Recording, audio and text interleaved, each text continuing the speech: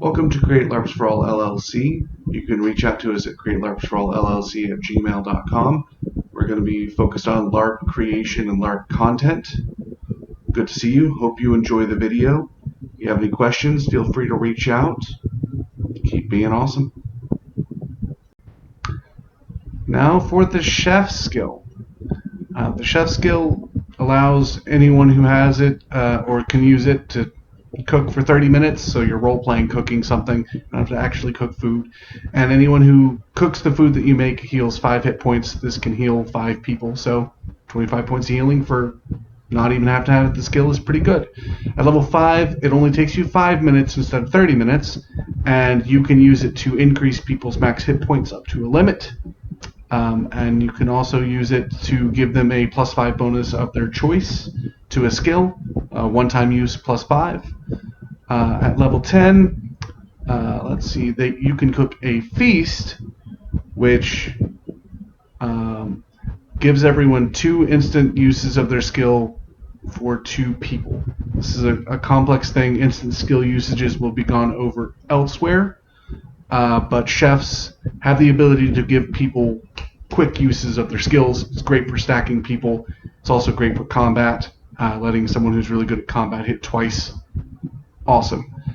So always think your chef.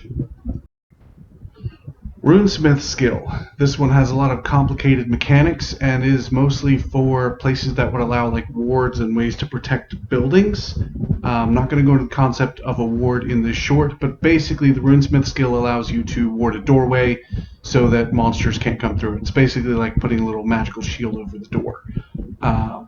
At level 5, you can then draw runes on items and people and magic items to make them stronger. Level 10, you can make them even stronger. And at level 10, a creature needs at least 10 levels of runesmithing or some sort of monster ability or storytelling reason to be able to pass through your wards.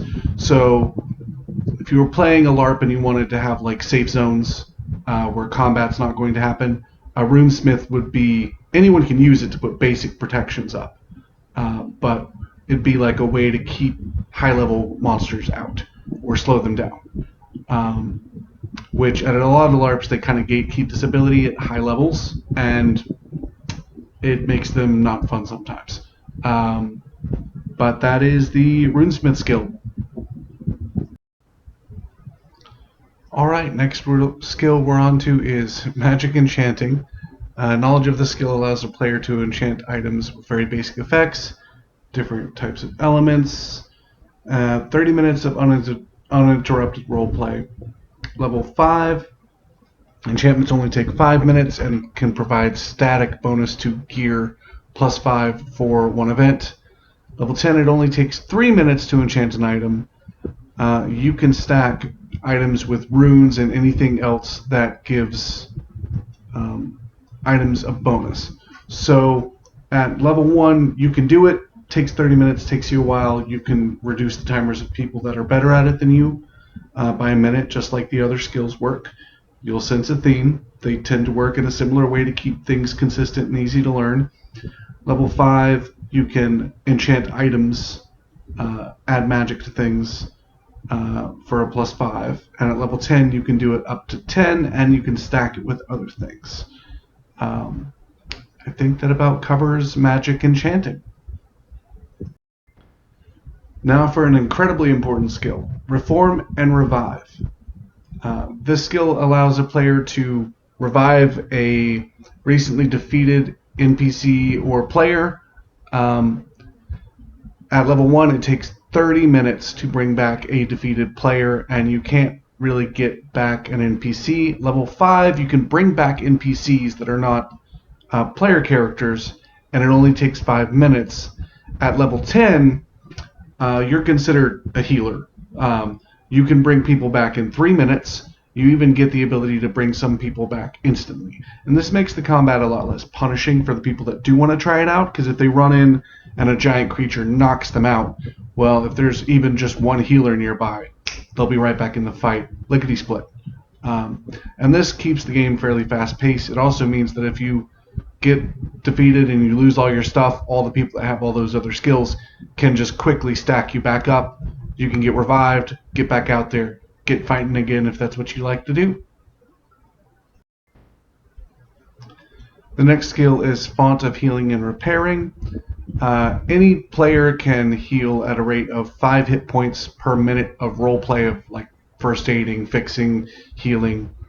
Level 5 allows you to heal in combat at a rate of 5 hit points per combat round, which is really fast. Level 10, 10 per 3 seconds in combat or per combat round. You can actually help remove status effects on players. If your game is doing status effects from like video games where there's like poison, disease. There's not hard rules on this game for that stuff yet, and I'm not sure I want there to be because it can get really complicated really fast. But if you did, this would be the quick way to fix them. The people with the in-combat magical healing type skills. This does not allow you to revive people. That is an entirely different skill. If they're defeated or downed, they're down. But if they're not down yet, you can fix them. Thank you for watching the video. Again, like, comment, subscribe, dislike. Hope to see you in the next one. If there's something about the LARP you'd like to learn, it's eventually going to show up on the channel. If there's something about a different LARP you'd like to learn, I'd like to film it, get it up here, research it, know a lot of people in the community, and if I don't know them, I'm willing to reach out and figure out whatever you'd like to know about LARPing.